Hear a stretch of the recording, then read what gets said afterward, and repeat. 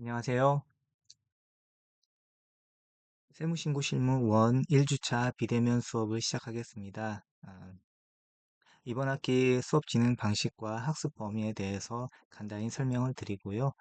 그리고 지난 학기와 같이 브랜디드 러닝 방식으로 수업을 1시간 진행하고 2시간은 대면 수업으로 진행을 하도록 하겠습니다. 세무신고 실무 1은 국세기본법을 다뤄드리고요. 2학기 때 세무신고 실무 2는 법인세법이라든가 부가가치세를 심화하는 과정으로 어, 공부를 하도록 하겠습니다.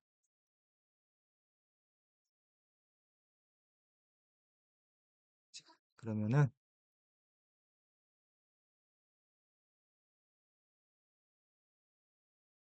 자, 수업 방식과 교재를 안내해 드리도록 하겠습니다.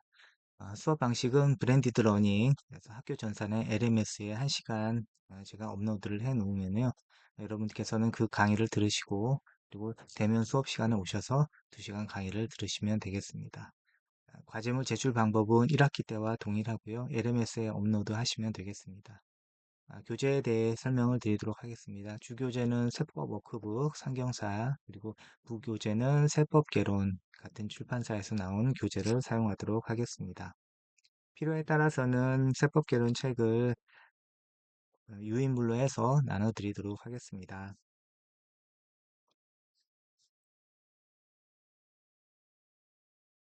자, 이번 시간에 학습할 내용을 설명드리도록 하겠습니다. 조세의 개념과 분류, 그리고 조세법의 법원, 그리고 조세의 기본 원칙, 그리고 조세 법률주의의 하부 원칙, 그리고 조세 평등주의에 대해서 학습하도록 하겠습니다.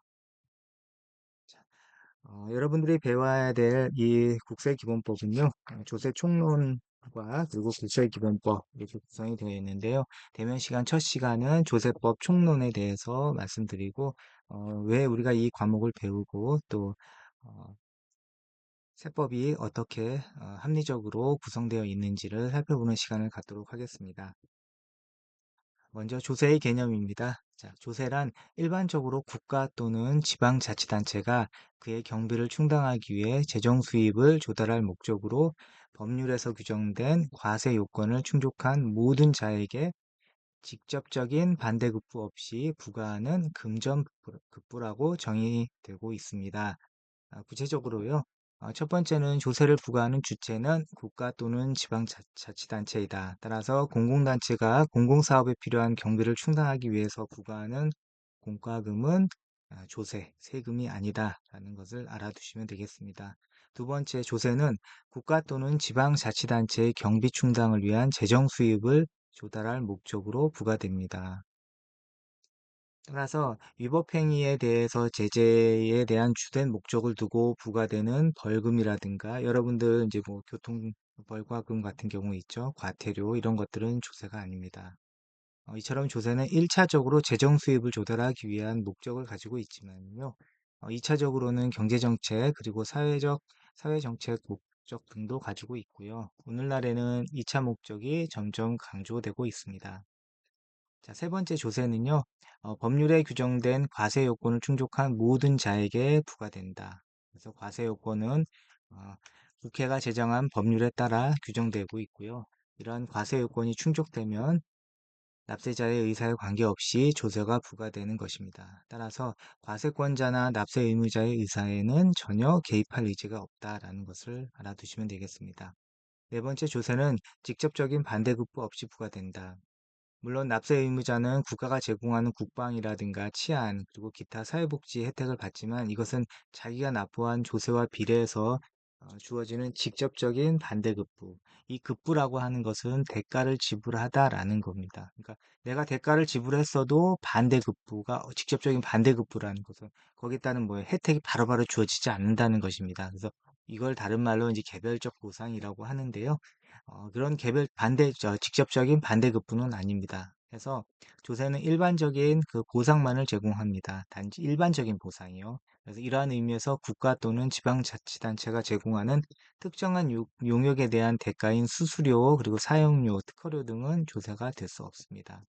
조세는 금전급부이다. 그러니까 화폐 경제가 확립된 현대의 조세는요, 금전으로, 돈으로 납부되고요, 세금을, 조세를. 그리고 물납은 원칙적으로 인정이 되지 않습니다. 하지만 현행세법은 상속세에 대해서는 물납을 인정하고 있지만 이것은 물건의 교환 가치에 주안점을 둔 것으로 그 물건의 사용 가치에 주안점을 둔 공용 수용과는 구별이 되고 있습니다. 이 얘기는 무슨 얘기냐면요. 자, 우리가 상속 같은 경우는 어떻습니까? 상속은 부모님께서 이제 돌아가실 때 물론 이제 사전 증여나 상속이 있을 수 있지만은요. 부모님이 돌아가시면서 유산으로 남겨주신 그 재산에 대해서 이제 소득이 있는 곳에는 세금이 반드시 붙게 되어 있습니다. 그래서 그 세금에 대해서 부과하는 세금을 이제 상속으로 인해서 부과하는 세금을 상속세라고 하는데요. 갑자기 부모님께서 우리가 시간을 예측할 수 없죠. 그래서 갑자기 부모님께서 돌아가셨는데 세금을 예를 들어서 토지가 20억짜리인데 세금이 예를 들어서 8억 원이었어요. 상속세가. 그럼 8억 원은 우리가 납부를 할 수가 없죠. 바로바로 현금이 없으니까. 대신 이것을 토지, 상속받은 재산으로 물납을 할 수가 있습니다. 자, 그래서 조세는 금전급부이다. 그러니까 여러분들 이 급부라는 얘기는 사용료 생각하시면 될 것 같아요. 여러분들 휴대폰에 통신요금 쓰고 있죠. 네, 통신요금을 쓰고 거기에 대한 반대급부로 뭘 내시죠? 그에 대한 대가로 사용료로 그렇죠. 예, 통신요금, 다달이 어, 카드로 결제하거나 자동이체를 시켜놨을 때 빠져나가죠. 통신요금이. 그렇다고 보시면 되겠습니다. 그래서 여기서 조금 더 내용을 더 말씀을 드리자면요.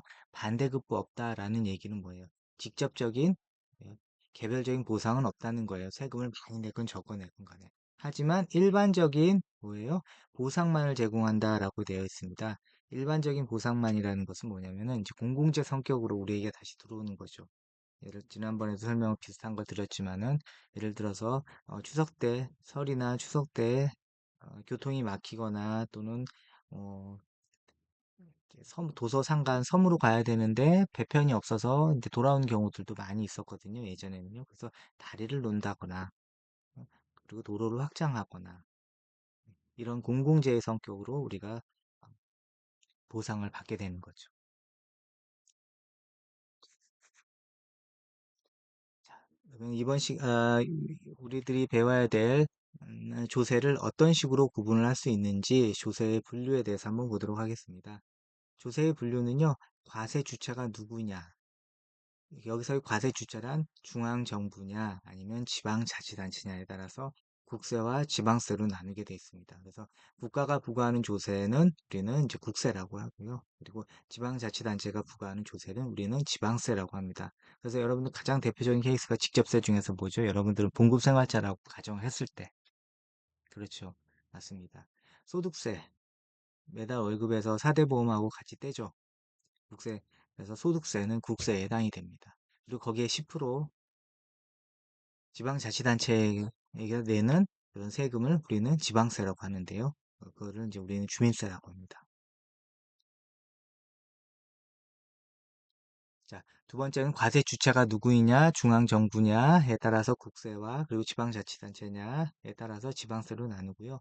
세수의 용도가 자, 돈의 쓰임, 세금에 쓰이는 그런 용도가 어떻게 특정되어 있느냐에 따라서 보통세와 목적세로 나누는데요. 보통세는 세수 용도에 특정하지 않고 일반 경비에 충당되는 조세다. 일단은 후반부에 또 설명을 드릴 건데요. 이렇게 알아두시고 목적세는요. 세수의 용도를 특정했다. 그 특정 경비에만 충당되는 조세. 그래서 예를 들어서 교육세, 농어촌 특별세, 그리고 지역자원 시설세라든가 지방교육세 등이 목적세에 해당이 되고 있습니다. 그리고 전가가 예정되어 있는가에 따라서 우리는 직접세와 간접세라고 보는데요. 자, 직접세는 법률상 납세 의무자가 조세를 부담할 것으로 입법자가 예정하고 있는 조세, 즉 직접세의 가장 대표적인 케이스가 우리의 근로소득세와 그리고 음, 그리고 법인세가 직접세 가장 대표적인 케이스라고 하고요. 자, 전가가 예정되어 있느냐, 전가. 남에게 넘기는 거죠.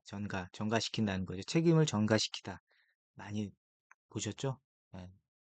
자, 간접세 같은 경우는요, 법률상의 납세 의무자에게 부과된 조세가 다른 자에게 전가되는 것으로 입법자가 예정하고 있는 조세를 말합니다. 간접세의 대표적인 케이스가 어떤 거죠? 네, 맞습니다. 네, 간접세의 대표적인 케이스는 부가가치세입니다. 네 번째, 납세 의무자의 인적 사정이 고려되는가에 따라서 인세와 물세로 나누는데요. 납세 의무자를 중심으로 해서 그 인적 측면에 주안점을 두어 부과하는 조세, 우리는 그걸 인세라고 하고요. 물세는 과세 대상에 대해서 물적 측면에 주안점을 두어 부과하는 조세를 우리는 물세라고 합니다. 다섯 번째, 과세 단위를 측정하는 단위가 무엇인가에 따라서 종가세와 종량세로 나뉘는데요. 종가세는 과세 대상을 화폐 단위로 측정하는 조세입니다. 그래서 과세 표준이 금액으로 표시되고 세율은 백분비, 그러니까 천분비 또는 이렇게 표시되어 있는 것을 우리는 종가세라고 하고요. 종량세는요, 과세 대상을 화폐 단위 이외의 단위로 측정하는 조세를 얘기합니다. 그래서 과세 표준이 수량으로 표시되거나 또는 세율은 금액으로 표시된다. 대표적인 케이스가 인지세와 하고요. 석유에 대한 개별 소비세가 대표적인 종량세에 해당이 됩니다. 그리고 여섯 번째, 조세를 다른 조세에 부과되는가? 이게 부과된다는 것이 이제 서택스인데요. 꼼사리 세금이라고 보시면 되겠습니다. 그래서 다른 조세에 부과돼서 살짝 이렇게 뭐죠? 편승해서 묻어가는 거죠. 표현이 좀 적절한지 모르겠지만 그래서 다른 조세에 묻어서 이제 얹어서 부과되는 세금이냐 그 여부에 따라서 그렇지 않으면은 우린 독립세. 그래서 부가세 외에 모든 조세를 우린 독립세라고 하고요. 부가세는 다른 말로 이제 부가가치세하고 헷갈리시면 안 되고요. 서택스라고 해서 다른 조세에 부과되는 조세. 그래서 교육세, 농어촌 특별세, 지방교육세 등 예를 들어서 주민세에 부과하는 교육세라든가 농어촌 특별세라든가 그리고 지방교육세 같은 거 이런 케이스들을 우리는 이제 부가세라고 얘기를 하고 있습니다. 자, 우리나라의 현행 조세 체계에 대해서 간략히 한번 보도록 하겠습니다. 우리나라의 현행 조세 체계는요, 조세가 있고요. 우리는 세금이라고 하죠. 그럼 국세와 지방세로 크게 이렇게 나눕니다. 그리고 내국세와 관세, 부가세로 나누죠. 아까 부가세 뭐라 그랬죠? 맞아요. 서택스.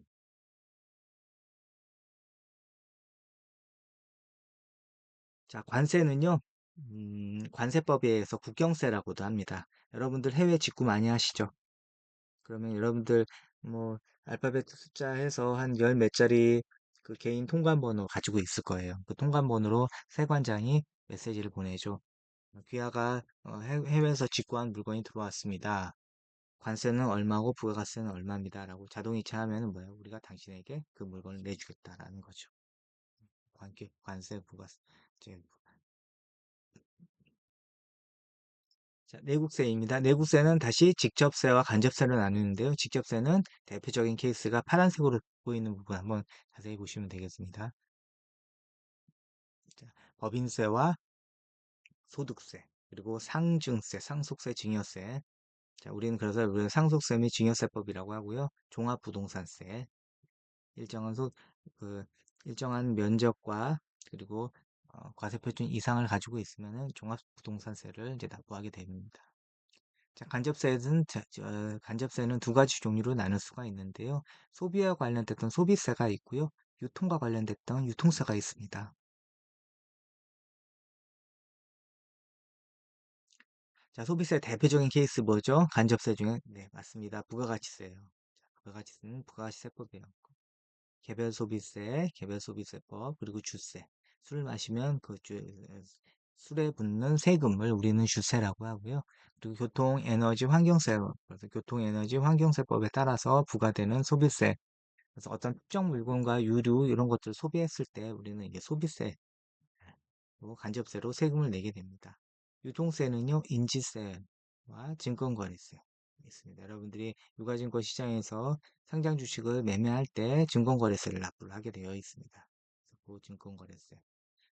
국세는 대략 이렇게 살펴봤고요. 자, 그리고 지방세는요, 보통세와 다시 목적세로 나뉩니다. 어떤 특정되지 않고 재원을 마련하기 위해서 쓰는 것을 우리는 보통세라고 하고요. 어떤 특정 재원 목적이 마련되어 있다라면 우리는 그 목적세라고 하는데요. 대표적인 케이스가 지역자원시설세라든가 지방교육세, 대부분 이제 지방세는 지방세법에 의해서 고요. 취득세, 등록세, 면허세, 그리고 주민세, 지방소득세, 그리고 지방소비세, 재산세, 자동차세, 레저세, 담배소비세 같은 경우는 전부 보통세에 해당이 됩니다. 자, 그래서 여러분들 조세 총론에 따라서 가로놓기로 해서 시험 문제를 뭐 직접세에 해당하는 것은 소득세 이런 것은 나오지 않습니다. 하지만 여러분들이 교재를 보고 조세는 국세와 크게 지방세로 나뉘는데 국세는 중앙정부에서 부과하는 세금이고 지방자치단체가 부과하는 세금은 지방세다. 지방세는 보통세와 목적세로 나뉘고 이러이러한 취득세 및 등록세, 재산에 관련됐던 부분, 소비와 관련됐던 부분, 그리고 지역자원시설세라든가 지방교육세는 목적세로서 어떤 특정 재원을 마련하기 위해서 쓰는 그런 세금이다라고 알아두시고요. 이제 우리가 배울 것은 법인세, 소득세, 부가가치세법, 상속, 증여 이런 세금을 우리는 주로 다루게 됩니다. 그래서 현행 우리나라의 조세 체계는 이렇다라는 것을 개괄적으로 인지해 주시면 되겠습니다. 자, 조세법에 대한 법원인데요. 여러분들 보시면은요. 교재 보시면은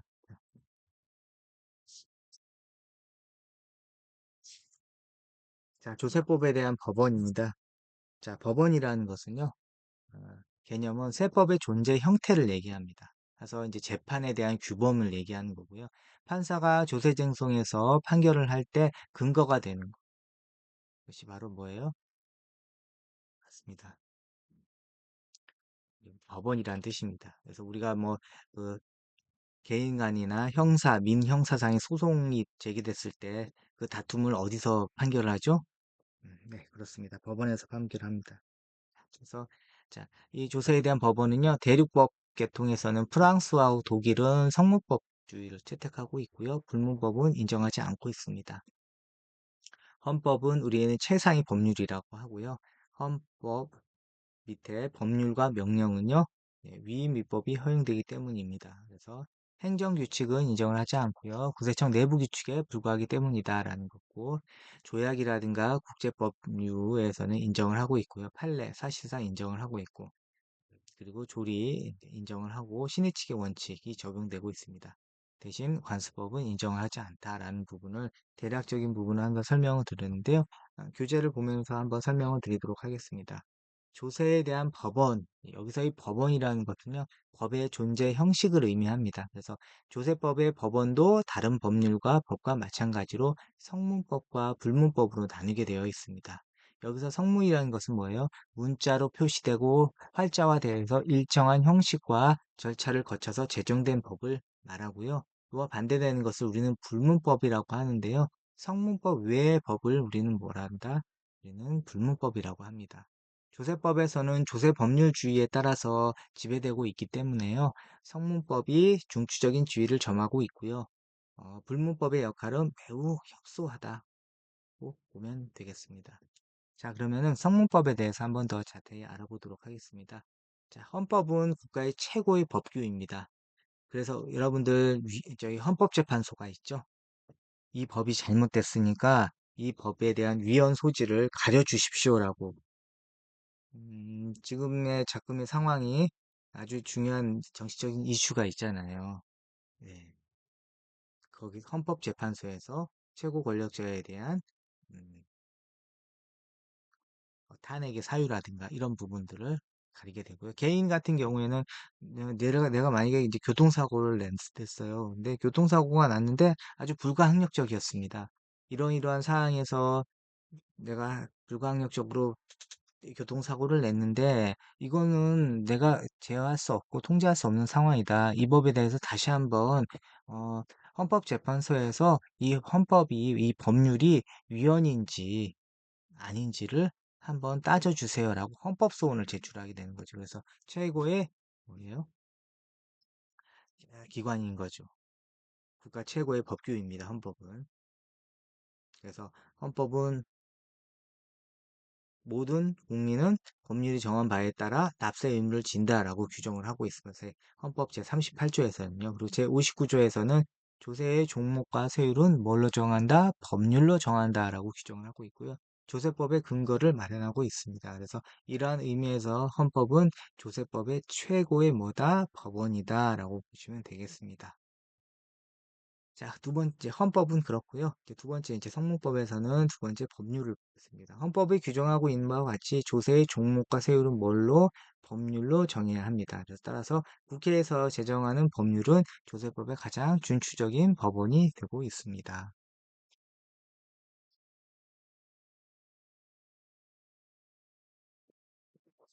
자, 국세에 관한 법률입니다. 국세에 관해서는 각 세목, 그러니까 조세의 각 종류를 우리는 세목이라고 표현하고요. 별개의 법률을 규정하고 있는데 이것은 1세목 1세법주의라고 부릅니다. 다만 예외적으로 상증세법만은 상속세법과 증여세법이라는 두 가지 세목을 규정하고 있습니다. 이처럼 각 조세의 종목과 세율을 정하는 세법을 우리는 개별세법, 제가 한번 언급을 해드렸죠.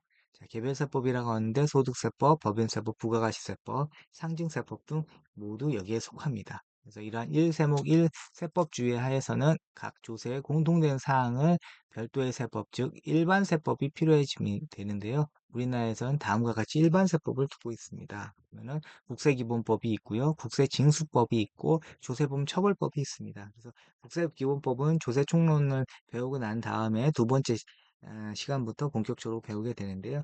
국세에 관한 기본적인 사항과 공통적인 사항, 총칙법으로서의 성격, 그리고 위법 부당한 국세의 처분에 대한 불복 절차를 다루고 있습니다. 본서 2장부터 출발하고요. 국세징수법은 국세의 징수에 관해서 세금을 어떻게 거둘 건가에 관련됐던 필요한 사항을 법으로 규정을 하고 있는 것이 국세징수법입니다. 그리고 조세범 처벌법은요, 조세범죄와 그에 대한 처벌에 관한 법률을 나누고 있는데요. 그걸 조세범 처벌법이라고 합니다. 조세범 처벌법에 대한 절차, 그리고 조세특례 제한법, 조세 감면 또는 중과 등에 대한 조세 특례와 그 제한에 대해서 나온 거죠. 그래서 국세 조정에 관한 법률 6가지 나누고 있고요. 국제거래에 관한 조세 조정, 그리고 국가 간의 조세 행정에 대한 협조, 그리고 해외 자산의 신고 및 자료 제출과 글로벌 최저한세의 과세에 관한 사항들을 국제 조세 조정에 관한 법률에서 규정을 하고 있습니다.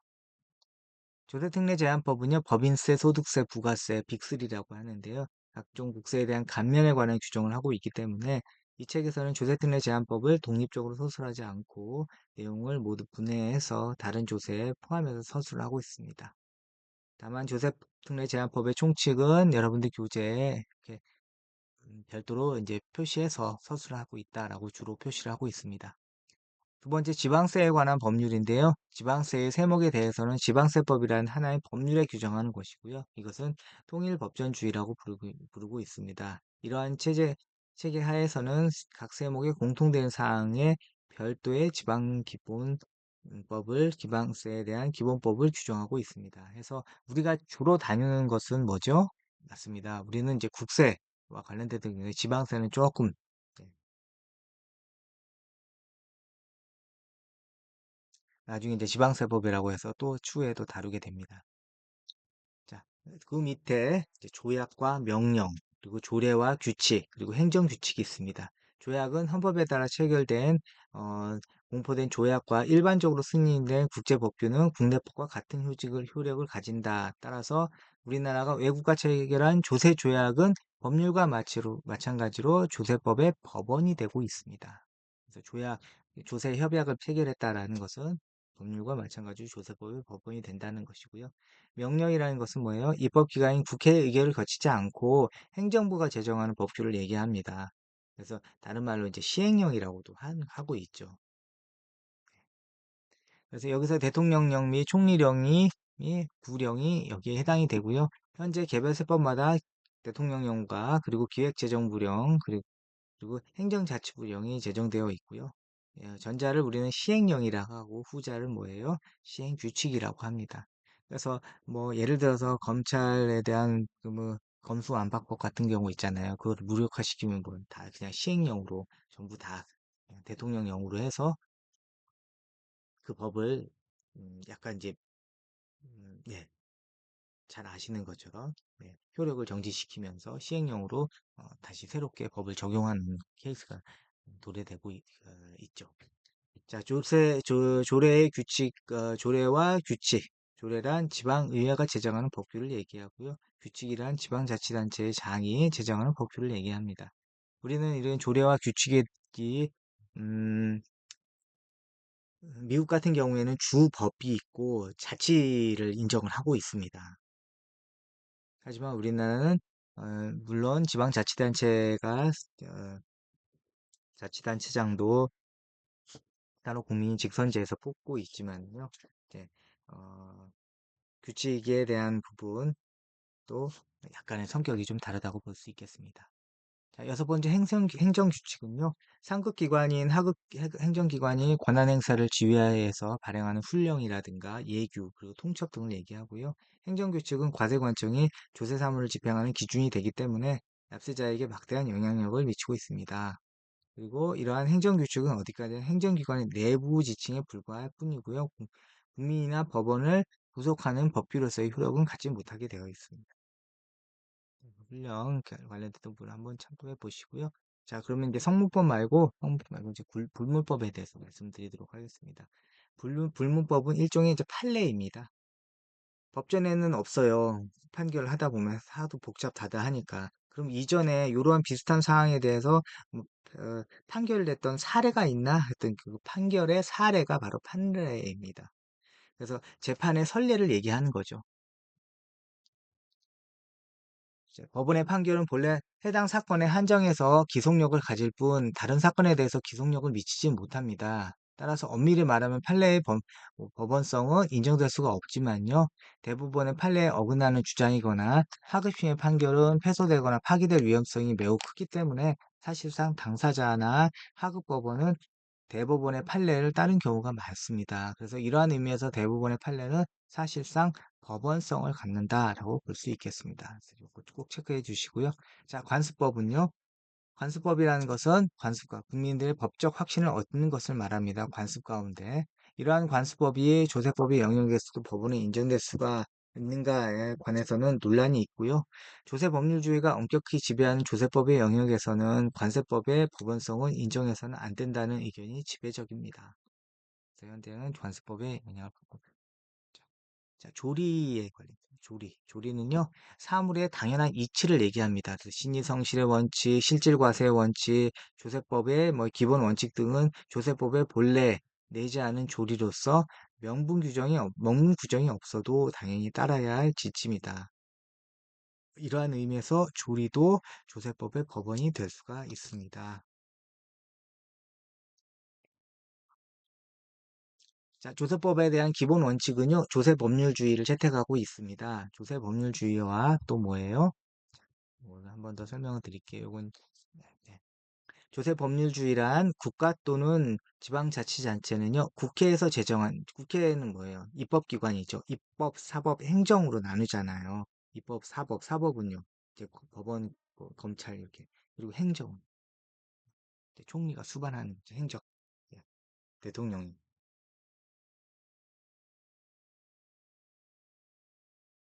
자, 국회에서 제정한 법률에 의해서만 조세를 부과 징수할 수 있으며 국민은 법률에 의해서만 납세의무를 진다는 원칙을 말합니다. 그래서 우리나라 헌법 제59조에서 보면요. 조세의 종목과 세율은 뭘로 정한다? 법률로 정한다라고 규정하는 것은 이 원칙, 조세의 법률주의를 선언하는 것과 마찬가지입니다. 자, 그래서 여기서 좀 흥미로운 사실이 하나 있는데요. 조세 법률주의는 연역적으로 볼 때 전제군주의 자의적인 과세로부터 시민의 재산권을 보호하려는 원칙으로 발달됐습니다. 이것은 아주 유명한 얘기가 있죠. 미국 독립전쟁의 모토가 됐던 슬로건인데요. 대표 없이 조세 없다라는 거죠. No taxation without response, representation이라는 표가 잘 나타나 있습니다. 오늘날에 있어서도 조세의 법률주의는 행정부의 과세권 남용으로부터 국민의 재산권을 보호하기 위한 원칙으로서 여전히 중시되고 있고요. 법치주의가 확립된 현대에 있어서는 국민의 법적 안정성과 예측 가능성을 보장하자는 측면에서 조세의 법률주의는 보다 강조되고 있습니다.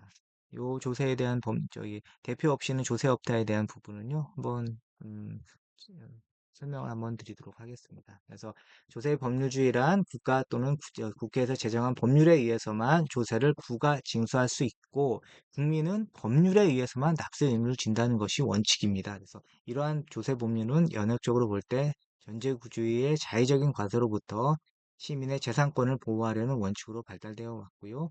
그래서 대표적인 케이스가 대표 없이 조세 없다입니다.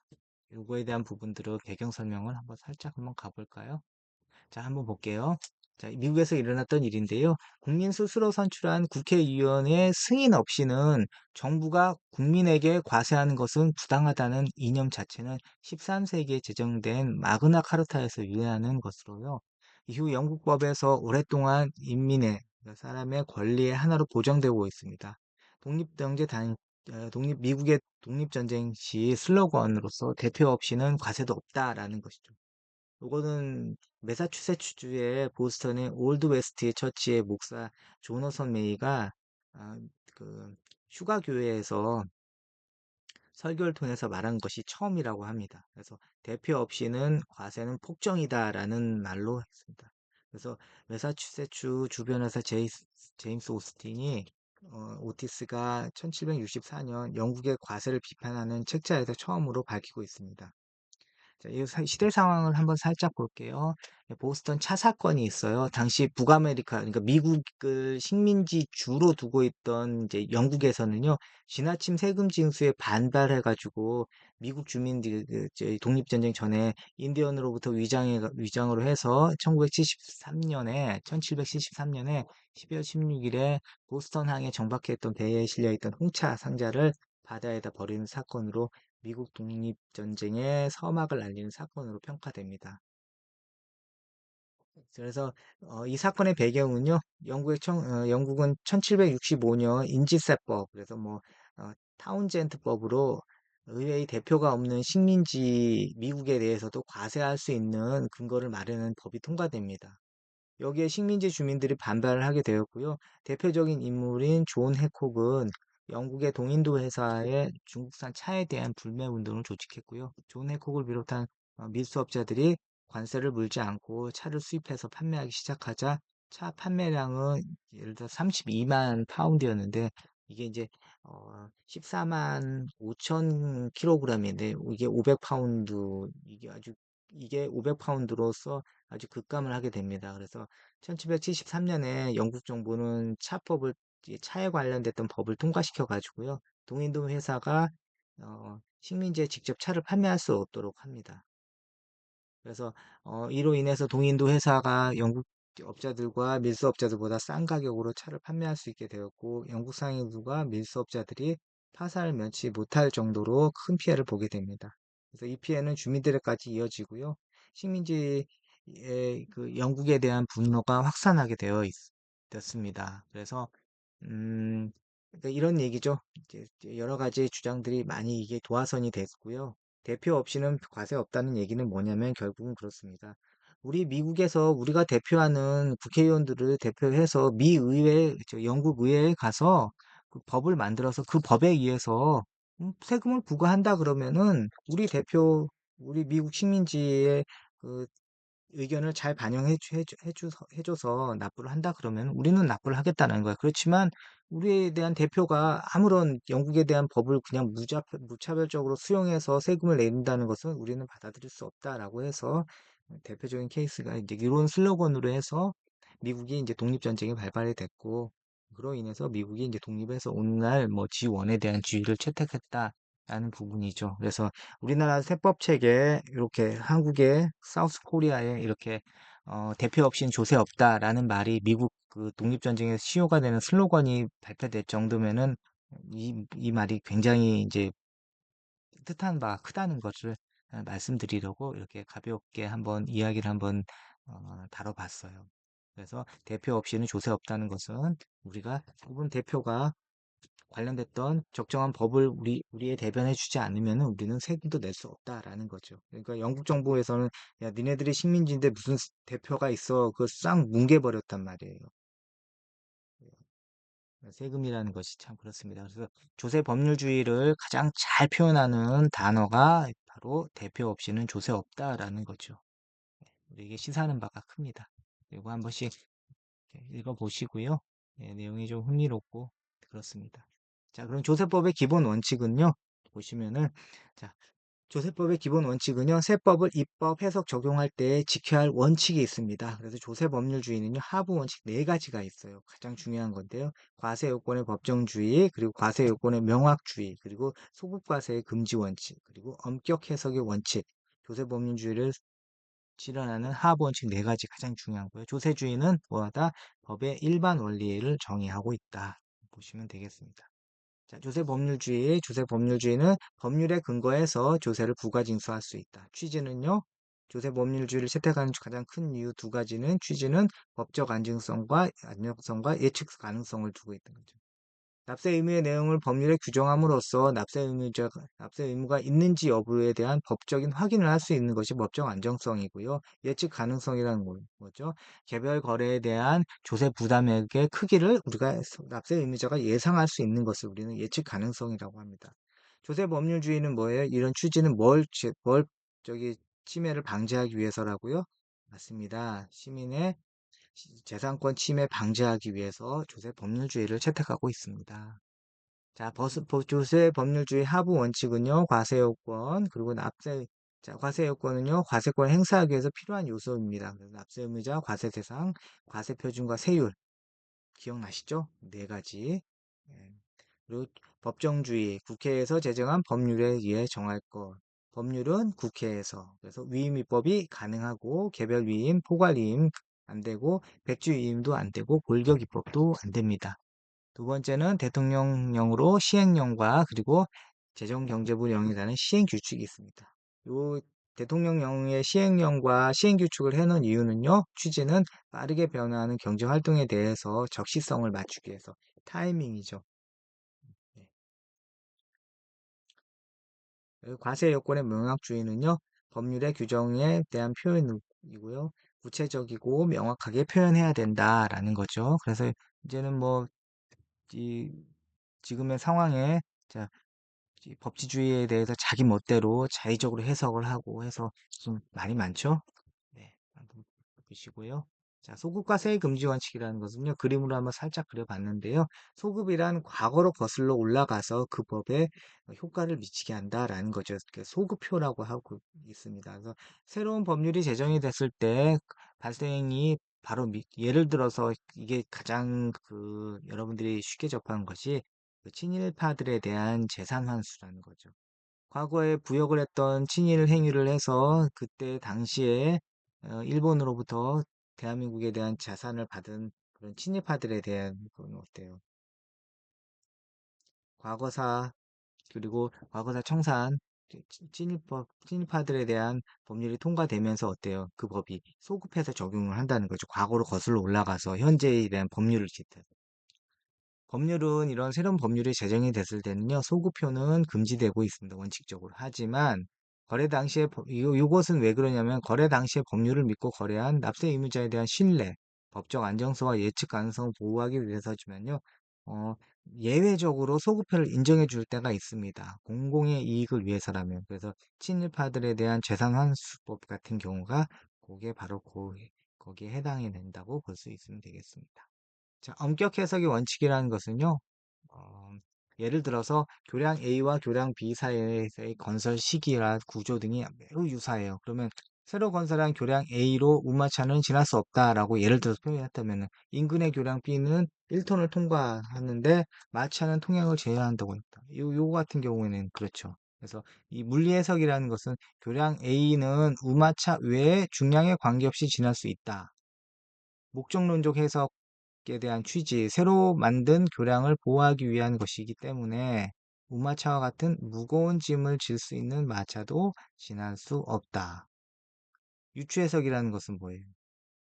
유추해석이라는 것은 교량 A에 대해서도 교량 B에 대한 통행 제한 규정이 유추 적용될 수 있습니다. 라는 것으로 통해서 물리 해석과 목적론적 해석 그리고 유추 해석에 이렇게 한번 간단한 예문으로 표현을 해봤습니다. 자, 조세평등주의라는 것은 평등이라는 것은 합리적인 차별을 인정하는 것이고요. 입법상에서의 평등이란 조세 부담이 공평하게 배분되도록 법률을 제정하는 데 있습니다. 적용사항에서의 평등은 해석, 적용에 있어 공평하게 적용이 된다. 그래서 조세프 평등주의에 대한 종류는 수평적인 평등. 예를 들어서 A 소득이 100원이었는데요. B 소득이 100원이었다. 그럼 조세 부담을 같게 해야 된다. 하지만 실현할 때는 어떻게 해요? 실질과세, 부당행위, 최저한세, 의제배당, 그리고 증여의제 이런 것들을 통해서 네, 수평적 평등이라는 것은요, 응능부담의 원칙이라고 하는데요. 말이 조금 어려운데요. 개념 보면은요, A가 나라고 봤을 때요, 소득이 저는 100만 원 있었고, B 소득이 10만 원 있었어요. 조세 부담을 다르게 한다는 거죠. 이런 실현할 때는 이런 것을 수직적 평등, 그러니까 응능부담의 원칙을 실현하는 가장 대표적인 케이스가 초과누진세율이죠. 부가가치세는 수평적인 평등에 위배되는 거죠. 수직적 평등에. 평등을 해치는 세법상의 제도로선 특정 납세자군에게만 혜택이 주어지는 다음의 경우, 뭐 간이과세자라든가 비과세 감면, 각종 요세 혜택, 그것이 이제 평등을 해치는 태법 제도이지만 대부분 뭐예요? 각각 뭐예요? 법에 대한 취지와 대한 타당성이 있다는 거죠. 네. 자, 퀴즈입니다. 한번 퀴즈를 한번 같이 풀어보도록 하겠습니다. 자, 다음 중 가로에 들어갈 용어는 어떤 것이냐? 자, 가로는 일반적으로 국가 또는 지방자치단체가 그의 경비를 충당하기 위한 재정 수입을 할 목적으로 법률에 규정된 과세 요건을 충족한 모든 자에게 직접적 뭐 없이 부과하는 뭐라고 정의된다. 자, 두 번째 퀴즈는요. 가로 안에 들어갈 용어는요. 가로란 법의 존재 형식을 의미하는데 조세의 법원도 다른 법률과 마찬가지로 뭐와 뭐로 크게 나누어집니다. 뭐란 문자로 표시되어 있고 일정한 형식과 절차를 거쳐 제정된 것을 말하며 뭐란 성문법 외의 법률을 가리킵니다. 조세법은 조세법률주의에 따라 지배되고 있기 때문에 성문법이 중시적인 지위를 점하고 있으며 불문법의 역할은 매우 협소합니다. 자, 세 번째 퀴즈는요. 조세 법률주의의 구체적인 내용 네 가지는 어떤 것인가 한번 살펴보는 문제였는데요. 그럼 퀴즈 정답을 통해서 한번 확인해 보도록 하겠습니다.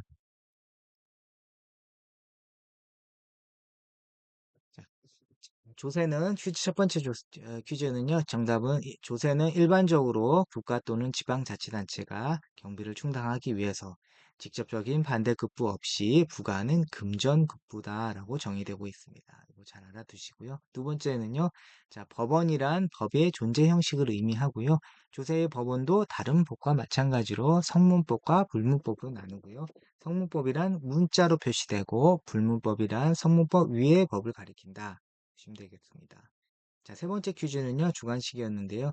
조세 법률주의의 구체적인 내용 네 가지가 어떤 것인가 라고 봤는데요. 과세 요건의 법정주의, 그리고 과세 요건의 명확주의, 그리고 소급과세의 금지, 그리고 세법에 대한 엄격 해석, 이렇게 나눠져 있습니다. 자, 과제물 안대입니다. 과제물은 오늘 수업한 내용을 간단히 요점 정리하셔서요. LMS의 한글 파일로 업로드 하시면 되겠습니다.